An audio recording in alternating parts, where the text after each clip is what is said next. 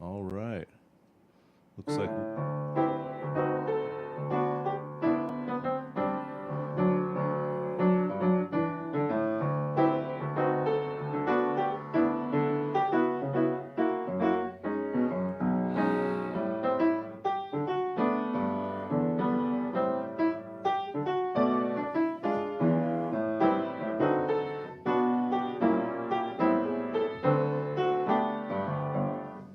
Yeah.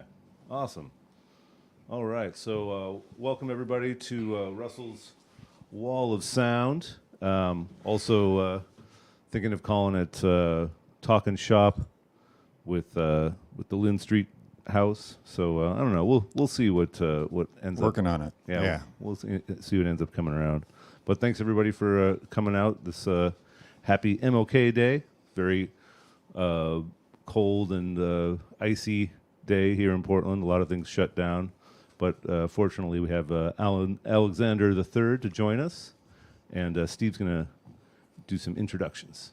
Yes, before we introduce Alan, I'd just like to say that Russell Gores and I here are in a band called Lynn Street Din. We play every second Sunday of the month at Alberta Street Pub. We're in a few other bands. I'm in a band called the Sportin' Lifers, and we've got a gig at the Blue Diamond in Portland, Oregon here on January 28th. January 20th. And then on the 28th, Russell and I are playing a jazz concert at Bethel Lutheran Church, and they have serving more than communion wine there for that concert. So it's always a good time.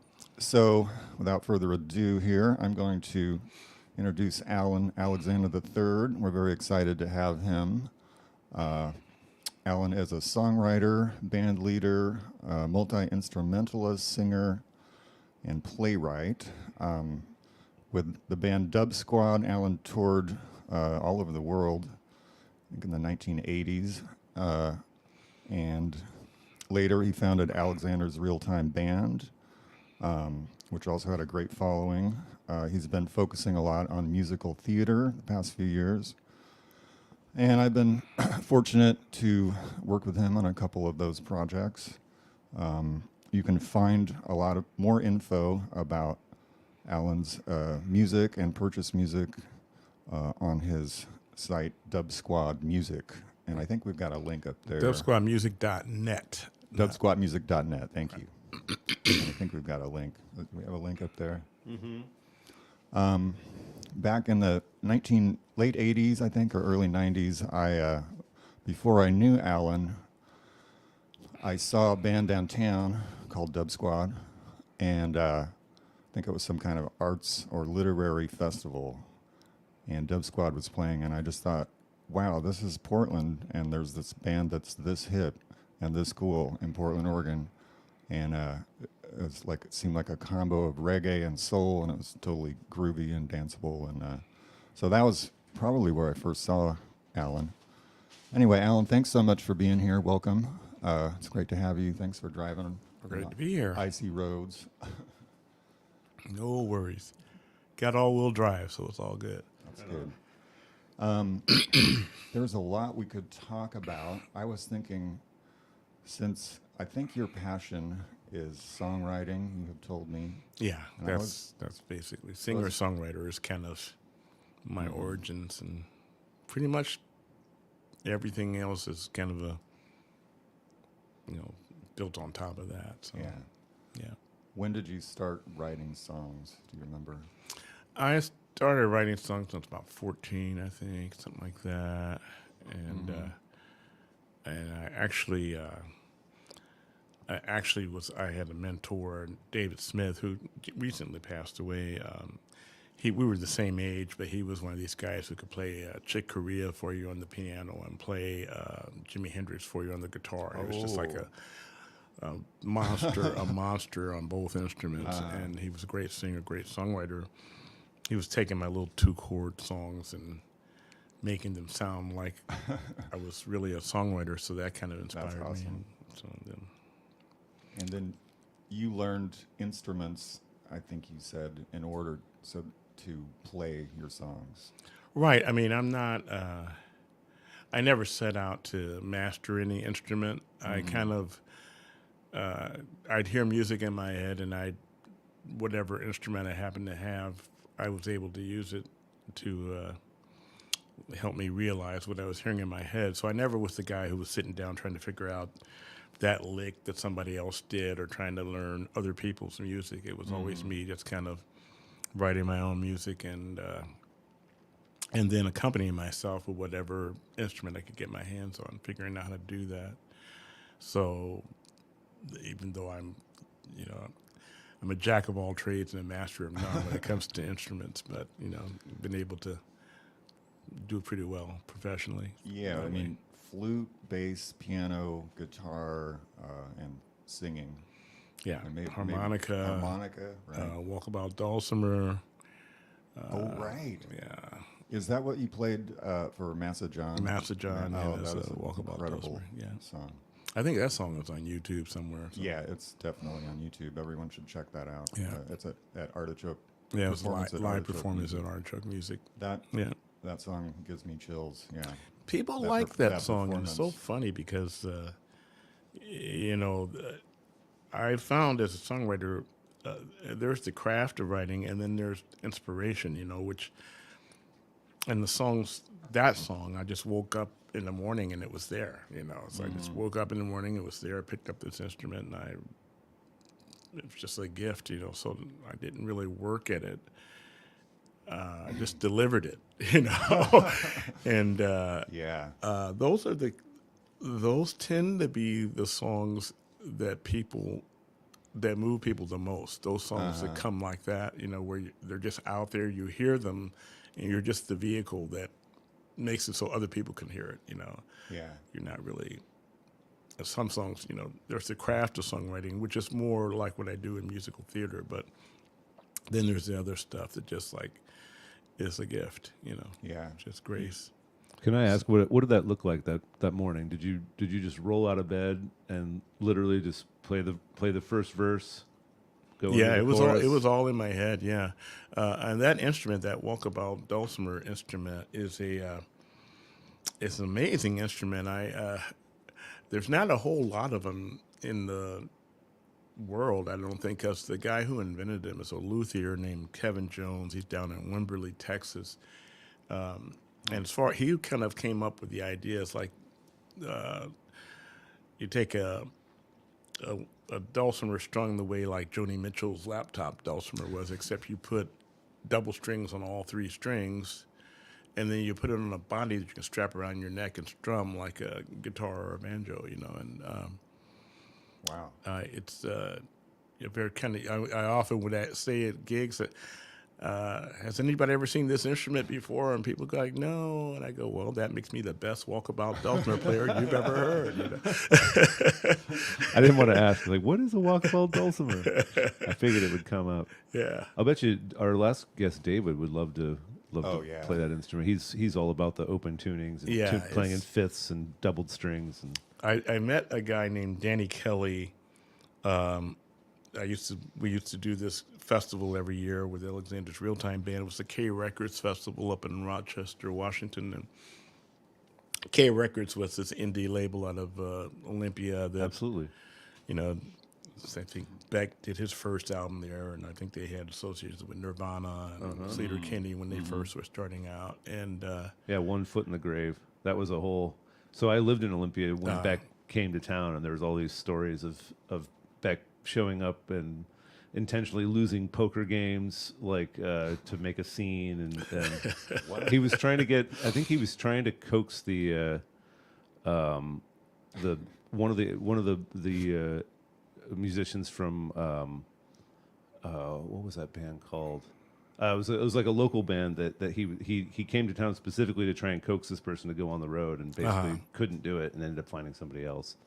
But Fits of Depression, I think the bass player for Fits of Depression, he was trying to coax him into going on tour with them. Anyway, yeah, it was that's so fun. So you played at the K Music Festival. the K Records Festival, yeah, it ran from 2005 to 2015, and we were at every single one. We were on the, we were kind of the the old folks on the bill because it was mostly young. It's mostly younger artists, but the those of us, the people who owned the property, were musicians, and so consequently, because of that, they and their colleagues, which included me, got a chance to be on the bill, because it was their property. So, and the first time that I played there, it was like I played a solo set in the rain. I remember this was so interesting because there had been a movie on right before I went on. I was the first act in the evening, and it started raining just as I went on stage, and I was thinking, "Oh God, this is going to be a disaster." And those kids came and sat in the rain and Wow. listened to me for 45 minutes. This is a solo show? Yeah, it was a solo show. They listened to me for 45 minutes in the rain. I said, okay, I'm going to, this is a great festival. After that, they started covering the stage. It got bigger and bigger, but that was the first year they had it. And so I was kind of hooked after that. But anyway, I met Danny Kelly there. And if you have a chance to hear a band called The Hinges, by all means check them out. It's Danny Kelly and Karen Hancock, and they're still up there in Olympia.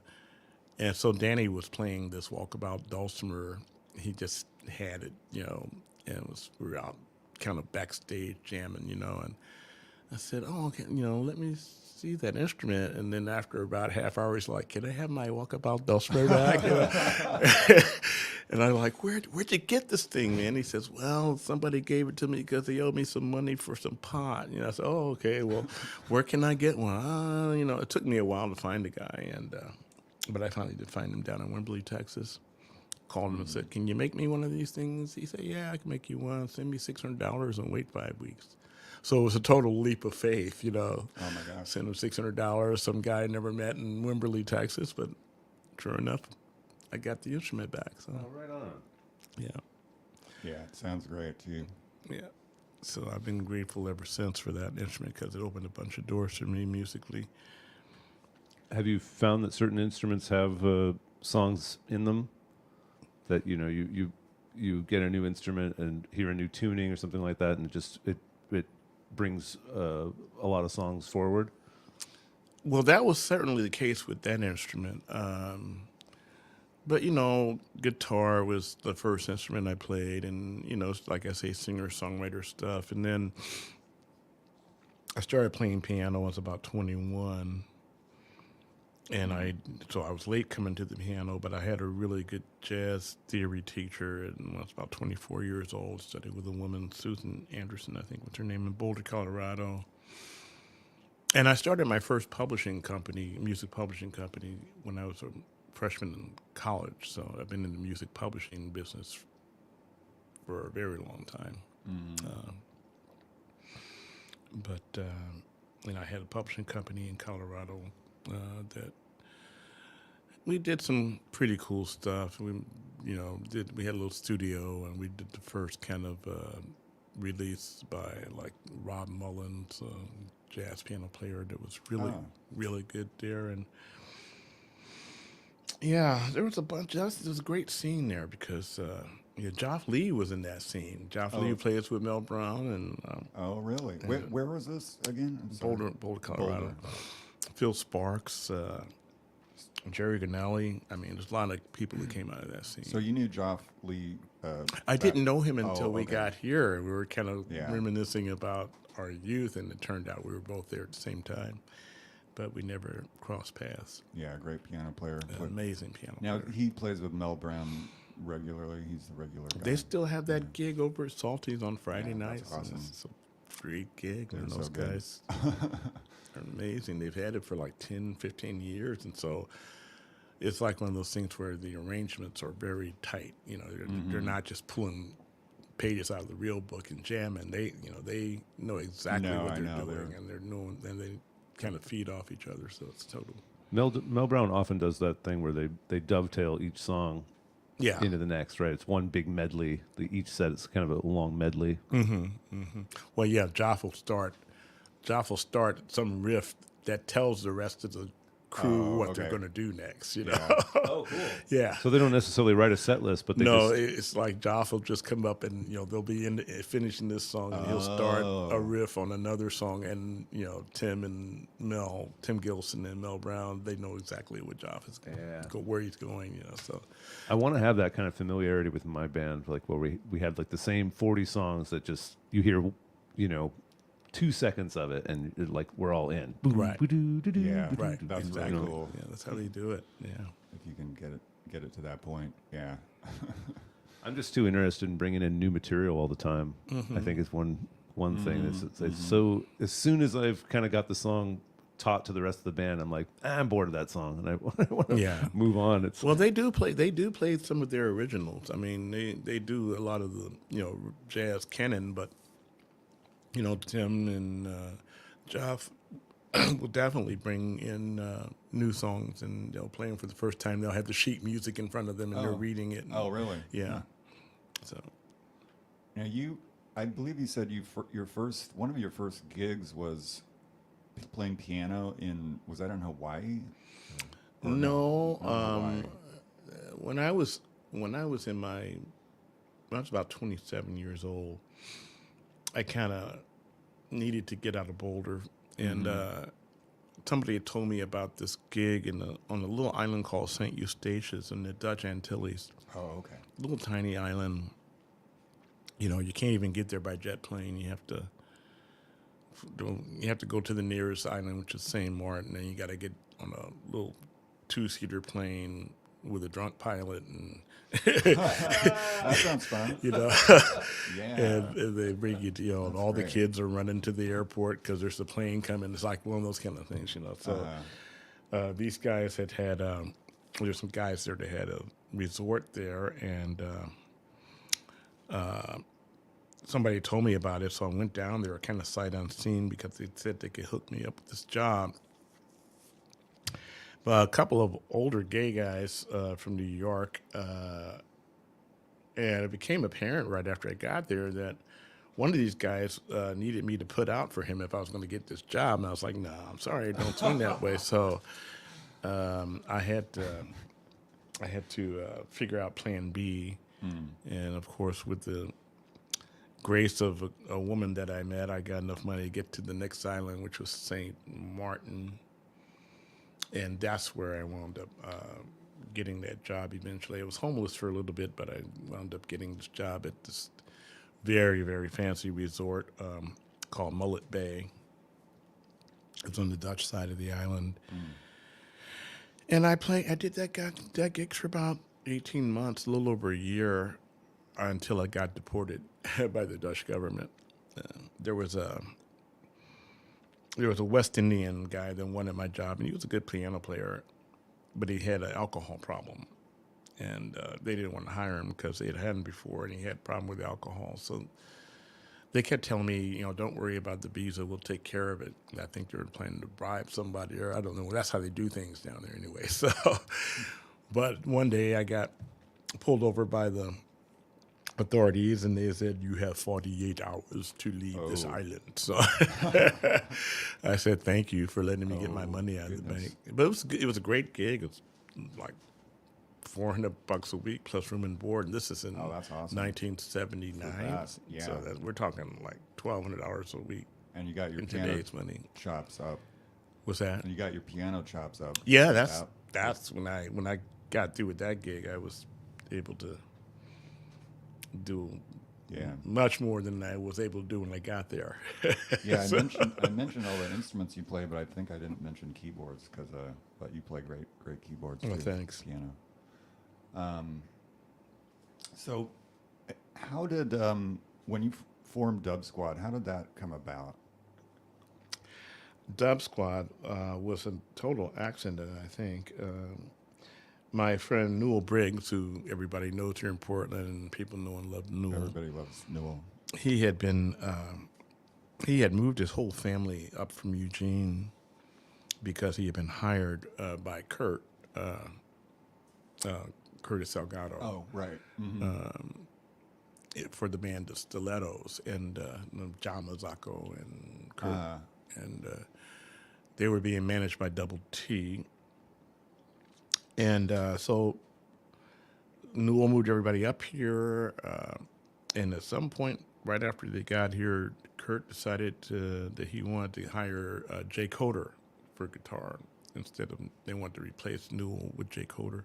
So suddenly Newell's up here, thinking he had a gig, and you know, because Curtis was really, you know, definitely working all the time. Oh, yeah. And so that would have been a good gigs for anybody in that band. I think it was over my house one day because I had met Newell in Eugene, and Did you play with Newell in Eugene? Did you play in a band with him? no, he was in a band called the Burners. The Burners, with the, huh. with the Abner and the Barrett brothers, Paul Barrett and no, Barnett, the Barnett brothers, Paul Barnett and Abner Barnett. But when he came up here, so he was over at the house one day. He says, "Man, you know, we should start a reggae band, you know, because there's a great audience for reggae here, and there's no reggae bands in Portland, and there weren't at that time." So, you know, my wife at the time had kind of been wanted me to become more of a family guy than because I had been on the road for 10 years before I met her, so.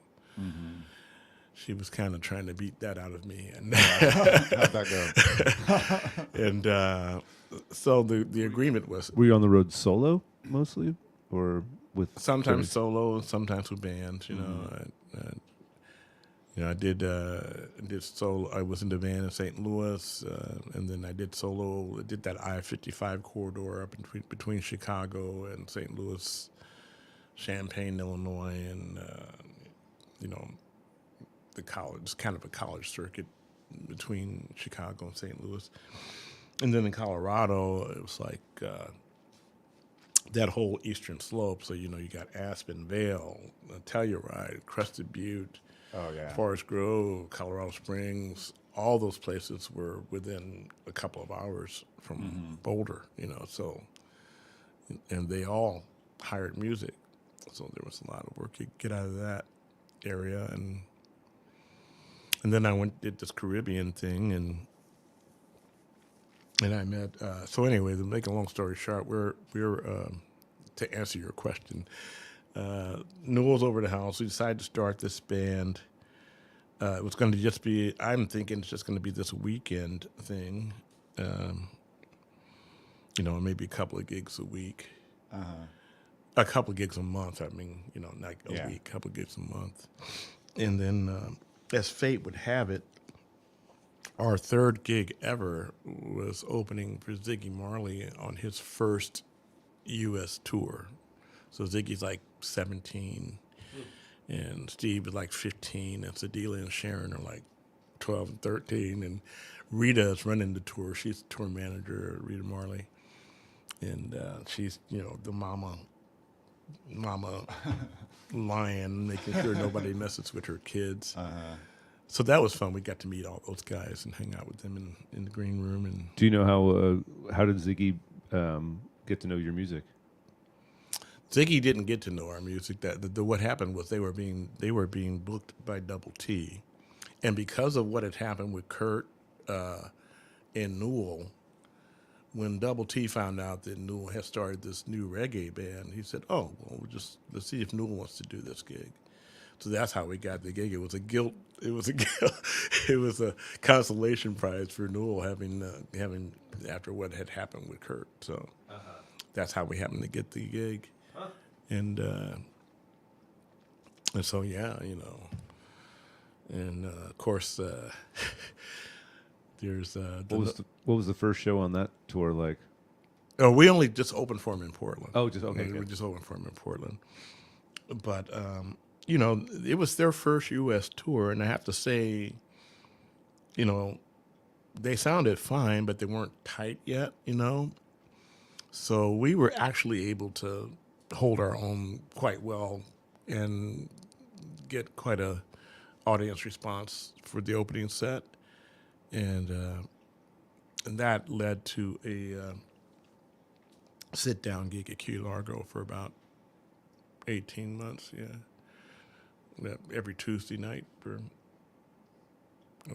over a year. Yeah, that was one of the happening spots in Portland, right? For music. It was a scene. They would have a line around the block, and all the staff would be wearing their Dub Squad T-shirts, and the bartenders and the waiters are all wearing wearing our sweat, our merchandise, and it was that kind of a scene. It's just That's awesome. It was our night. Yeah.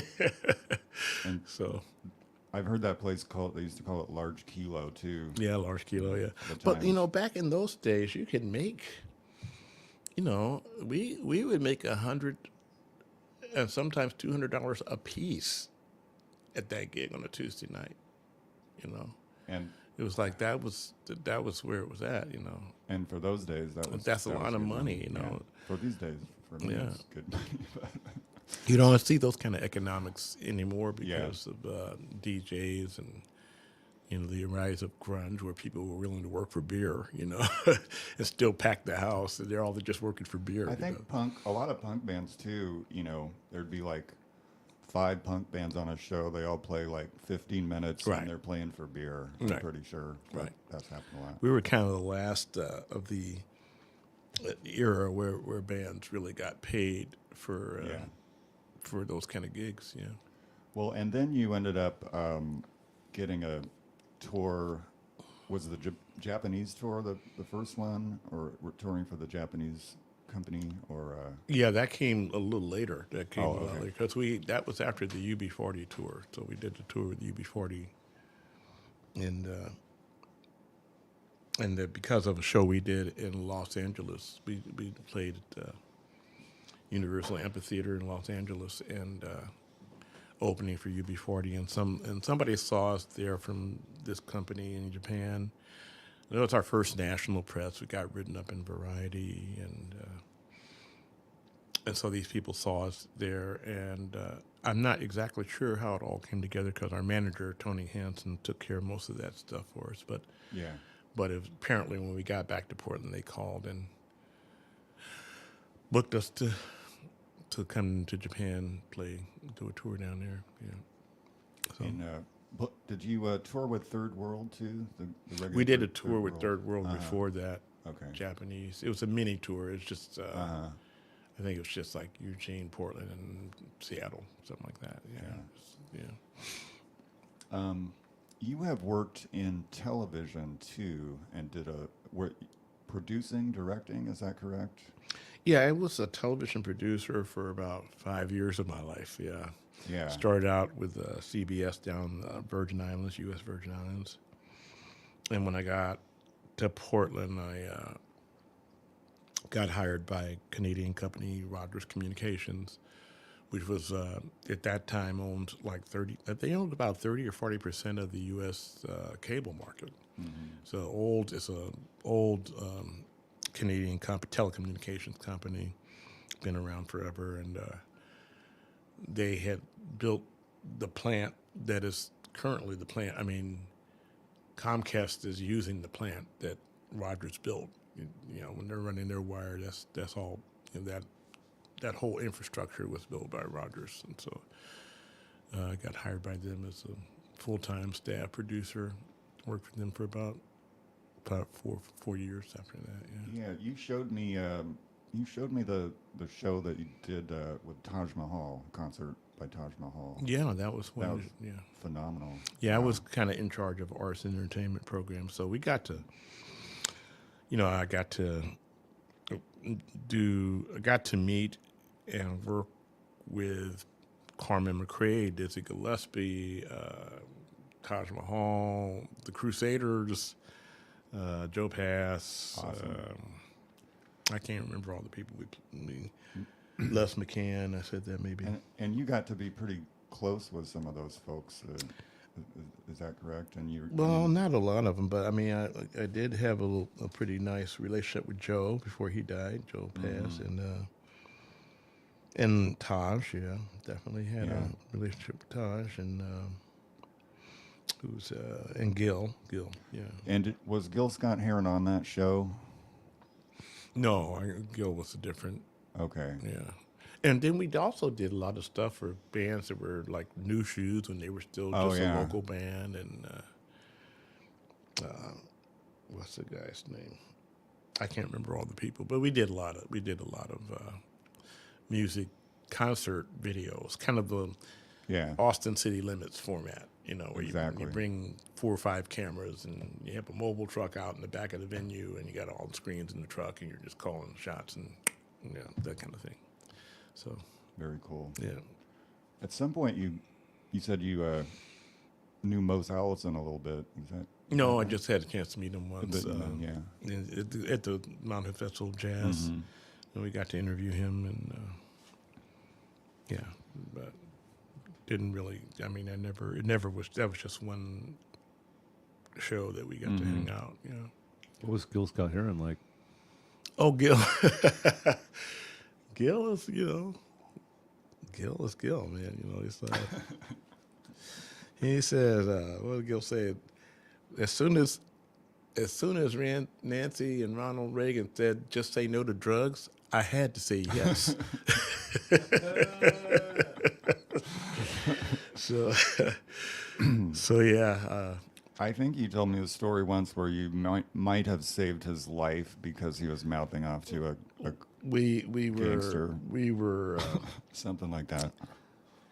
he had a gig over at Starry Night, and those of us who've been in Portland for a long time may remember Starry Night and the notorious club owner that owned Starry Night.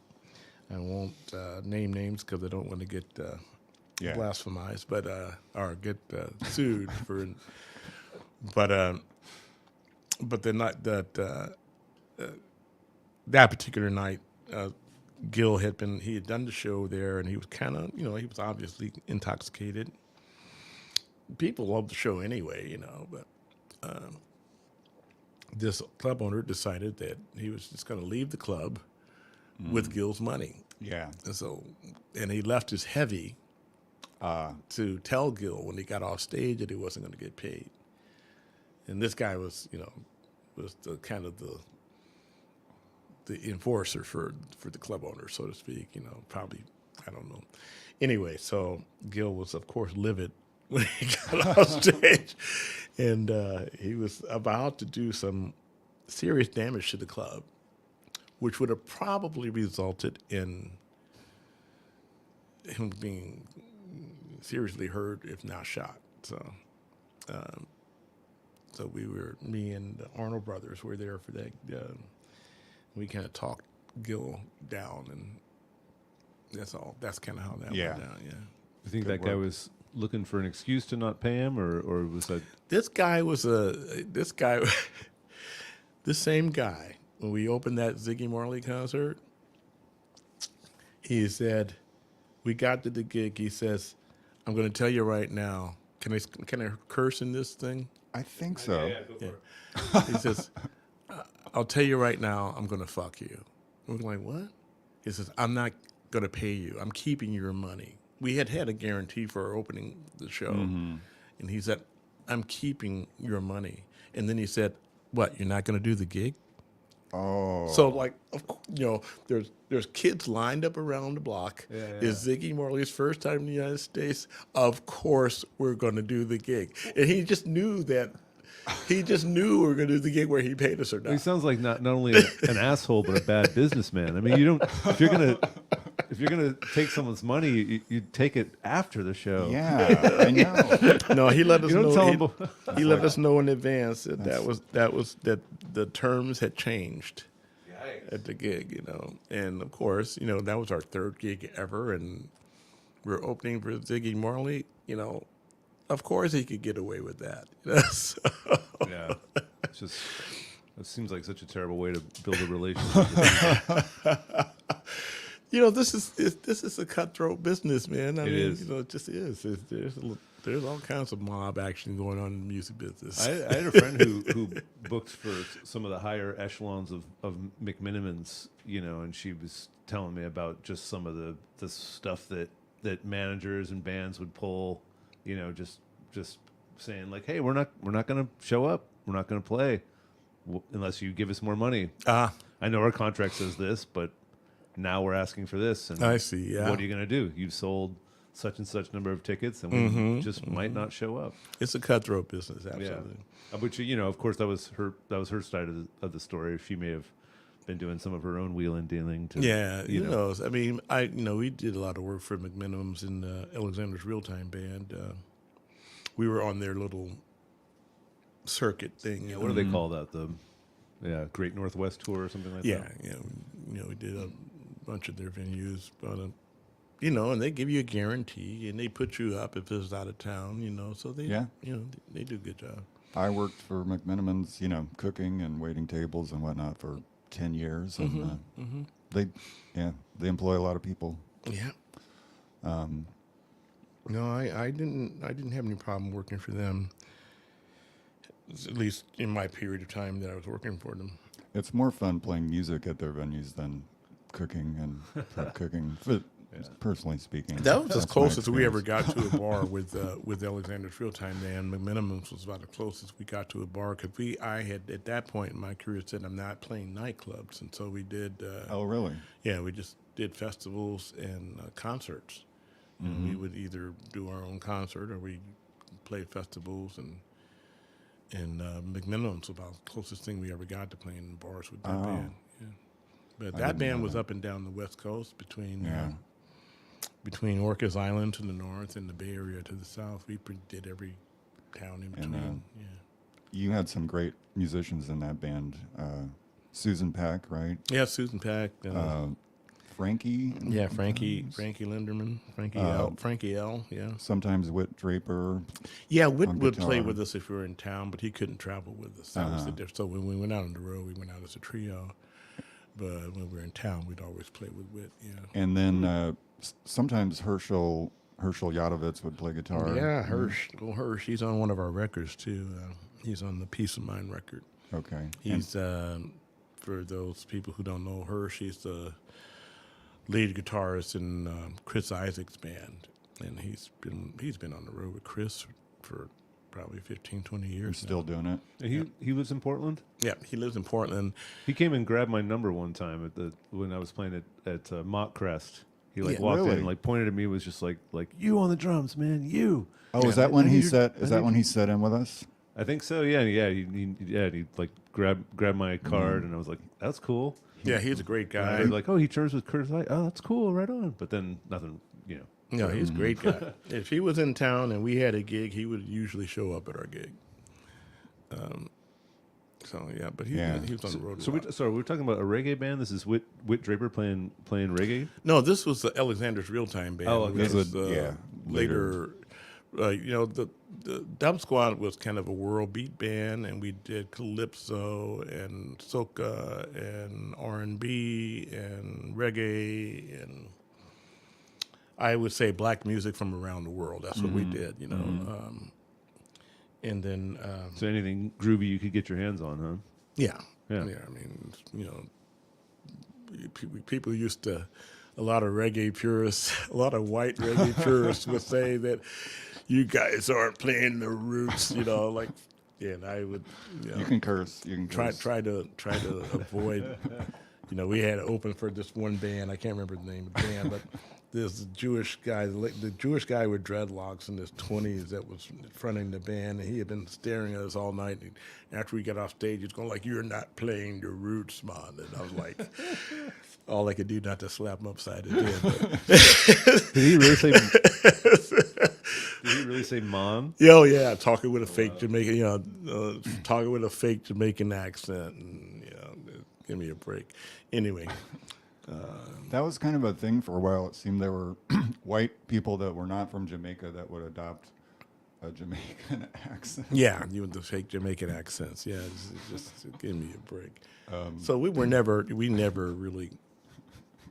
I mean, people called us a reggae band because 3 members of the band had dreadlocks. The 3 black members of the band had dreadlocks. But then we had 3 white members of the band. They didn't have dreadlocks. We had 2 women. Yeah. 4 guys. It's a multiracial, multi-gendered band. Everybody could play their ass off in that band too. So You had Mary Sue. Mary Sue Tobin, and we also for a while had Mel Cubic, who was Right. probably one of the finest musicians I've ever met. And was that like kind of 50-50 covers and originals, or Yeah, I'd say about that. Yeah, and most of the originals were mine. Or our bass player Jim Daniels was a songwriter. Me and Jim were the only songwriters in that band, the only prolific songwriters. thank God? Yeah, You have too many songwriters in one band. You can kind of lose your Yeah. focus. no, Jim and I had known each other a long time. We had met in Eugene. We had played in a band in Eugene called Sky King, which was a great little band, Sky King, after the old TV show. Not familiar. Yeah, you guys are too young to remember Sky King. It was a television show that was on in the 50s. It was about a guy that went around solving crimes in his little plane. so,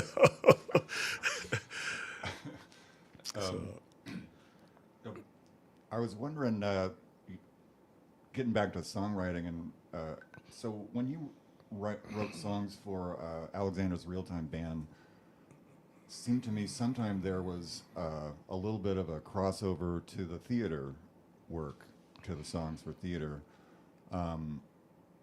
Could you talk a little bit about the differences? You've mentioned. no, they're actually, we didn't write music for the theater with that band, but when I started the score for my first musical, we would cover some songs from that score Okay. at the gig. But those songs were not written for that band; they were written for the score.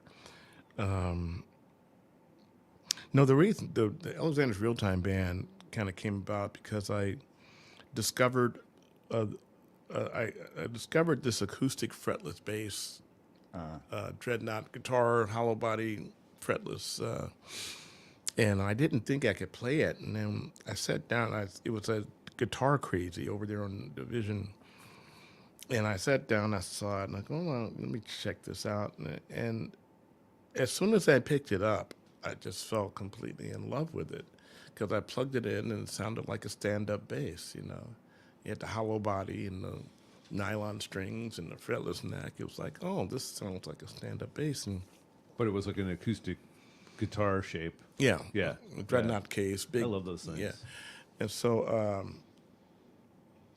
that's what made me start playing solo again. And I hadn't played solo, and I had just been in the studio for 10 years before that.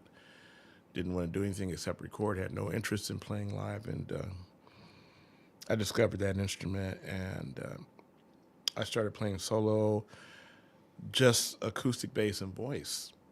And I was able to, I'd bring a guitar too, so I'd switch between guitar on some songs and this fretless bass. But a lot of the stuff I was writing was just for a fretless bass and voice. And people loved it. It's like, really, you don't need much more than that, to be real honest, Yeah. You can do that and get away with it, Yeah. Esperanza Spalding did that stuff for a long time, so, yeah. Well, yeah, that's Esperanza Spalding, though. Yeah, I know. I'm not pretty good. anywhere on that level. I'm not She's saying pretty that. good. I'm She's just saying pretty that you can entertain people with just those Yeah. two sounds, Well, and that's for me is a really difficult thing to do. I can play drums and sing pretty easily. I can strum a guitar and sing pretty easily, but if I play a bass line, especially anything like syncopated or funky, and try to sing at the same time, I have to work that out. Yeah, no, it took me a while to get it, and a lot of people can't do it. I mean, even Sting, he switches between. right. He goes, don't, why steps are what you take, don't. Well, so you got to go back and forth, But, But the guy that doesn't have to do that is Paul McCartney. yeah, Paul McCartney, he's left-handed, so that's why he doesn't have to do it. Yeah. He's a lefty. It's because of the way your brain works, the way your brain is wired. It takes. You're dealing with the two things that are kind of requiring. You're competing with yourself. Well, especially playing for me playing stand-up bass and trying to sing. I was playing stand-up bass and singing harmony in a band, and that was a lot. you know, to try and tune two different instruments that are so far away in pitch. You know, you've got to tune your voice, and then you have to tune, you know, in between. Like you're playing a fretless bass, I was playing a stand-up, and you're having to tune this low note, which is already hard enough to hear. You know, the low notes of the bass, and then to try and make sure that you're in tune with your harmonies. Yeah, for, intonation on the fretless bass is also it's the other challenge because you know, you don't have any frets, so you have your intonation. It's never going to be exact. You know, it's just the laws of physics. You'll never hit the exact. You're going to be a cent off or above or below most of the time. You know, with the fretless instrument, and so, and the other thing is they're both, the way I play bass at least, they're both melodic instruments. So you're dealing with two melodies, so a melody and a counter melody sometimes, which is even more challenging when you're trying to play those two instruments together. But I wound up kind of adapting to it pretty relatively quickly, and I don't ask me how. I just kind of just have an aptitude for stuff like that. So anyway. I was going to ask you about some of the musical theater projects. Now, I was involved with two of those, Alan's Confectionery and Homeless, the yeah. musical. Yeah. I wasn't involved with Jose's Heroes. Right. Those are the three that have seen production. Yeah, if I well, remember. not production. The only one that got really close to production was Homeless, because Yeah. we did do that off book in costume, and you know.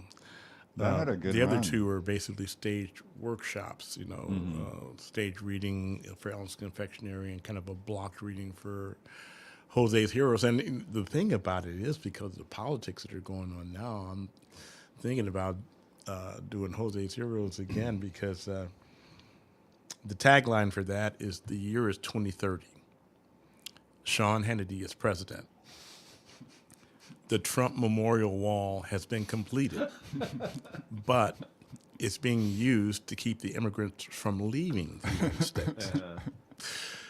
And yeah, it's kind of it's a satire comedy, but it's a take on what the future might look like. Yeah.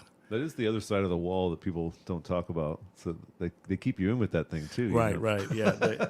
In this particular play, the reason that they're keeping the immigrants in is because Mexico never paid for the wall. So, so before you can leave the country, you have Oh, to my work goodness. for wall credits. You got to earn X amount of wall credits great. before you can Thank you, leave the sir. country, and that's Coffee the refill. premise. And then Jose is actually an intelligence officer for the Central American Liberation Alliance. He's got tunnels that lead into Mexico. He can come and go as he pleases. He's just posing as a detainee in the camp so he can collect intelligence from the ICE agents. So it's kind of loosely based on Hogan's Heroes. Yeah. You think Trump's got a chance? You know, I as a black man in America, I mean, I remember when he first ran, and all of my white friends said he won't win,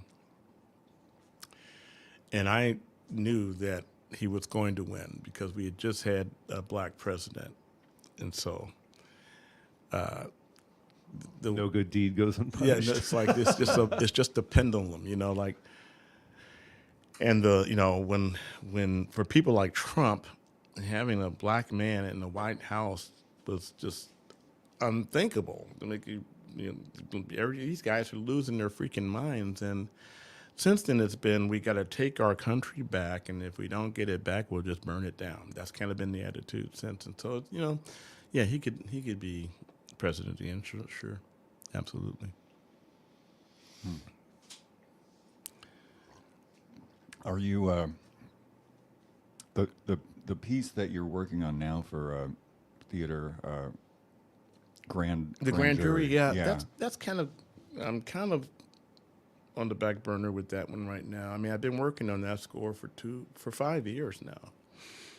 It took 3 years to write Alan's Confectionery. I mean, these things take time, you know.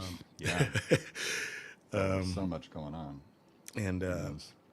This the grand jury won. It's like a 2.5 hour score, and so it's a lot of work, a lot of music, 2.5 hours of music. Allen's Confectionery had 22 songs in the score. Homeless had 18 songs in the score, and I actually had to recruit my dear friend Catherine Grimm Yeah. because we were up against the deadline, and I had written about 14 songs, but I knew I was not going to have enough time to finish the score before we opened. So I contacted Catherine, and she was generous enough to write 4 tunes for that score for me. And she was in the band. And too, she was in the for band. performance. Yeah. Yeah. She wrote lyrics too. Yeah. Wow. Yeah. And she was able to really get inside your voice. You think? Yeah, because we had a lot of meetings, and the outline of what we were doing was pretty clearly articulated. So she knew what I mean, in many ways, writing for the theater is easier than the other type of songwriting that I do, because I always use this analogy. If I say to you, give me 500 words in the French Revolution, that's easier than saying, just give me 500 words. If I say, give me 500 words, you got to figure out what you're going to write about. But if I say, give me 500 words on the French Revolution, you just go to Wikipedia and plagiarize it. That's what I would do. That's certainly what I would do. Yeah. And you have shopped around, let's see, Allen's Confectionery some. And, A little bit. I did a little bit of shopping for that. Not much. I would love to see that one done again. That play love that. probably is not going to see the light of day because it doesn't meet the criteria of what black playwrights are allowed to do. Exactly. As a matter of fact, for that, if you want to get a real insight on that, go try to see that movie, American Fiction. It's a perfect example of what I'm really? talking about. That's what the whole American movie's Fiction. about. Yeah. Can I wind you back a little bit? What do you mean by that? That It's black playwrights have certain confines. the inspiration for this play was I had gotten a bunch of oral history from the elder women in my family, the generation before me. All the men were dead, and they were all in their 80s. And I was in St. Louis, and I got like probably 10 hours of video and audio recordings from these women. I learned a whole bunch of stuff about our family that I didn't know. And one of the things I learned is that my grandfather, who was always an entrepreneur, had built a business during the Great Depression that sustained the family, and the name of the business was Allen's Confectionery. And I just thought it was interesting that a black man in a Great Depression could come up with a business that sustained his family while even white people are standing in bread lines. It's like, how is this possible in America? So I became really intrigued with that. I mean, he's the kind of guy who never worked for anybody but himself his whole life. And that's Allen Alexander Sr. So the Allen's Confectionery is him, not me. Yeah. But so the play is about, all the conflict in this play is in the family. It has nothing to do with any outside forces. It has absolutely nothing to do with white people at all, Yeah, there are no white. There's no white characters. people in it, and there's nobody, there's no reference to white people. It's just a family drama. And those are not the kind of plays that we get to do. It's always got to be the man that's keeping me down, or else I'm having a problem because of something that happened because of, it's always indirectly or directly a result of something the white people did that creates the conflict in the storytelling. And that's what I mean. When you're black and you try to write a play, white people get to write a play about whatever the fuck they want to write about. But there's kind of an expectation, if you're a black writer or whatever it is, that when you're writing about the black experience, it has to be in relation to white people, which Yeah, is like, right. That's what I mean. So And I believe you said that whether it was a white-owned theater or a black-owned theater, yeah, they it both didn't wanted. matter. Yeah, They didn't both matter. wanted I that chopped it to angle. or something. shopped it to both types of theaters, and yeah. Were people that explicit in their criticism? No, just to no, say- it's just, but when you look at what they were showing, you just look at what they're actually putting, what are they actually producing, and then you see why this doesn't fit, you know. So, Do you think it's been that way for a long time? Like, I'm trying to think, like August Wilson, like maybe the see, pianos. but August Wilson's whole canon is always got something to do with white people. No matter what's going on in any of those plays, Okay. you know, Yeah. either something white people did to the protagonist or something that the white people did in the past that affects the protagonist. You In know, the it's past. always. Yeah. And okay. those are, I mean, those stories need to be told. Don't get yeah, me wrong. and they're- I'm not saying right. that those are invalid. I'm just saying that those are not the only stories that we should be allowed to tell. That's all I'm saying. Totally. Yeah. So, anyway, Yeah. That's very intriguing. yeah, it's just the way it is. I'm not complaining. Mm-hmm. I'm not trying to run things, and I just do the work. You know, Yeah. had a friend of mine getting totally upset about something that he read on Twitter that was anti-Semitic, and I'm like, and he's kind of wondering why I'm not upset. I'm like, you know what? Anti-Semitism and racism, these things have been around forever, longer than I've been alive. And my response to that is my work. That's what I do. That's what the work is about. And I don't really have much more to say about it than that. So, You create. yeah. the framing that you started out there to me seemed like something that might be of interest to people who are wanting to book along like more or book their plays along more like standard lines. So I mean, like you said that in a time when most people were on bread lines, was it your grandpa Grandfather. was able to be successful.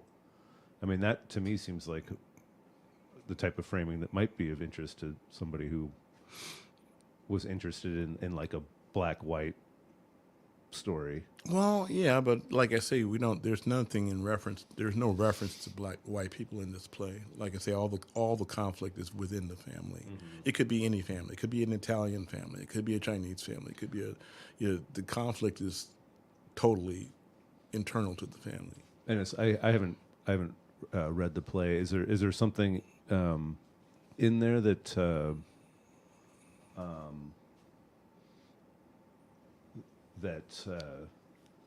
how to explain this? Are there things that are kind of shown within the play that are unflattering to that family? You know? Oh yeah, I mean that's what the conflict in the family is all Yeah, about. yeah, exactly. Yeah. So Yeah. So that part of it, I guess, is maybe what would maybe turn away a black theater. Would No, be like no.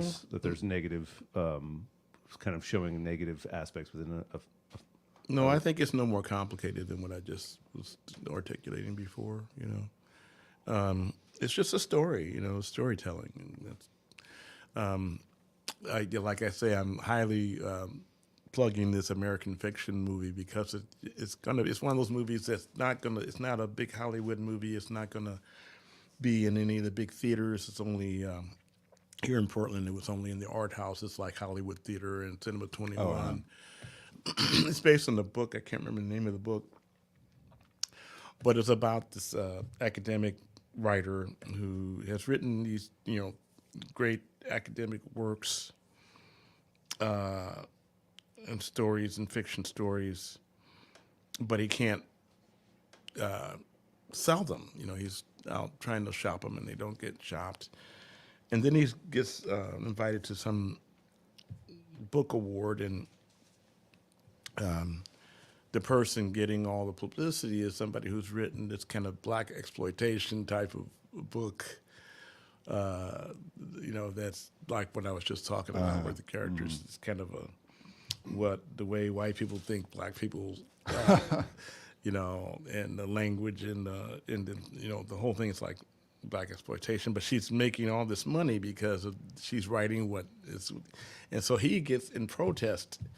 He decides to write the worst example of that kind of writing that he can possibly think of. And it becomes a bestseller. yeah. So Well, that's like that Yeah. that Spike Lee movie Bamboozled, yeah, right? When he basically plagiarizes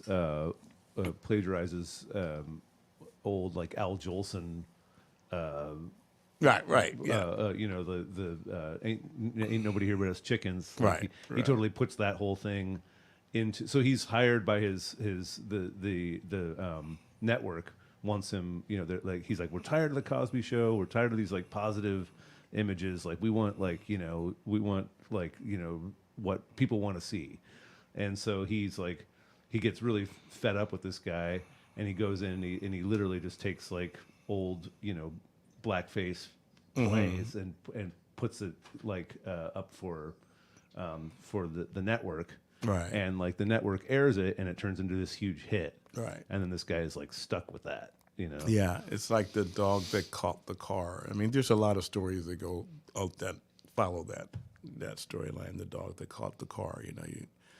You're upset about something. You're protesting something, and then you finally get your way, or something, and then now you got to deal with all this other stuff. So Yeah. Careful what you wish for. exactly, Story. Yeah. exactly. How are we doing for time? We're just over an hour actually. Uh-huh. So I'm feeling pretty good that we covered a lot of ground, and we're trying to keep this on the shorter end of things. Oh yeah, I appreciate the invitation. Oh yeah, man. I'm a big fan of both you guys. So right on. yeah, like Likewise. yeah. So we're in a mutual admiration society here. So that's good. That's all good. Right on. There was just maybe one or two. Well, for one thing, Alan, is there anything you'd like to say before we close? Anything you particularly like to? Yeah.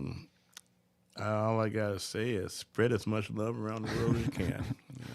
That's all I got to say. Amen. Amen. Yeah. And is there anything that you have going right now that you want people to check out?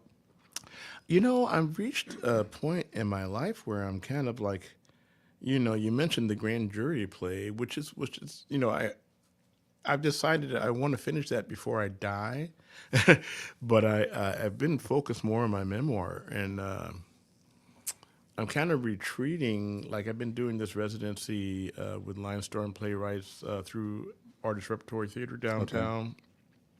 Okay. Great group of playwrights that I'm not even worthy to be associated with. But you're great, man. I've learned a lot from them.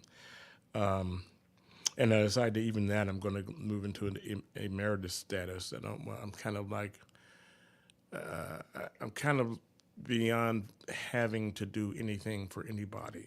At this point, I look forward to that. Yeah. So. Yeah, me too. Yeah, I just I'm moving at the speed of pain at this point. So. So yeah, I don't have anything coming up. If I do, I'll put it on my mailing list. I do still have a pretty robust mailing list, so usually people know when I'm about to do something. But no, nothing. I mean, I decided not to take part in Fertile Ground this year, which is the play festival that we usually do stuff in. And also. My therapist, I started taking therapy for the first time in my life, and she's kind of talked me into doing another solo album that has nothing to do with theater. So, I love that idea. Yeah. So, yeah. Are you thinking about it? Oh yeah. Really? Yeah. Huh. Therapists will do that, huh? Yeah. Well, because I just was telling her what I'm telling you guys and telling the whole world now, and she said, well, just do what, go ahead and just do what makes you feel happy, go back to the beginning where it all started. Yeah. Just start writing those songs just for yourself and document that work. So, yeah. Well, you and I we've never played together. I'd love to play with you sometime. Oh, I'm sure that'll happen. Yeah. So. Even if you're warming up there and you have a lovely voice, I'd love to. Yeah. Oh, thanks. So it'd be great to do something sometime. I'd love to play with you, even if it's just in the living room here. And I didn't know you Absolutely. could sing ornithology. Yeah, that's one thing I still can do is sing. I have a lot of my performance career ended mostly because of a stroke I had back in 2015, and that's when I stopped touring with Alexander's Real Time Band. But as far as working in the studio and writing and recording, and I can still Theater. do that. And You were still touring up until 2015, huh? yeah, Wow, that's great. yeah. Alexander's Real Time Band. 7 years with that one. And it started out just with me by myself and ended up as a quartet. And I didn't even go out and recruit anybody. They just heard showed up. what I was doing and go like, "Can I play with you?" I'm like, "Well, sure." That's how you want it to be. Yeah. So Yeah, that's awesome. Thanks for having me, guys. I Thank you appreciate so it. much for coming over. And again, you can find a lot of information on your stuff on dubsquad.net, right? Dubsquadmusic.net. Sorry, I keep getting it wrong. Dubsquadmusic.net. Dubsquadmusic.net. Let's see. Did I actually get that right when I put up the banner before? I don't know. Dubsquadmusic.net. Yep, That's it. I think I got it. Awesome. Yeah, more than you ever wanted to know about what I do. Oh, there's all kinds of great stuff on there, and A lot of songs on there. great a lot songs. Of I videos. was listening to Collie. It's time to go home. There's so many good songs. Yeah, there's lots. Yeah. That was beautiful. So thank you. Thank you so Thanks, much, Alan, for joining us. Yeah. I think Steve's gonna play us out. Got Alan Alexander III, songwriter, musician, and playwright. Steve's gonna play us out with his song "Feeding the Cats."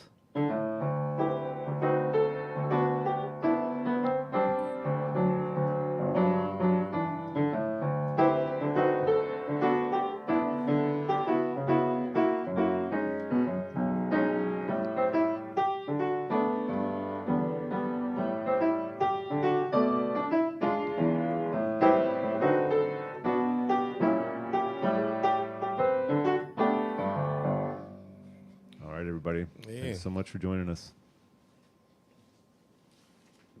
Are we off?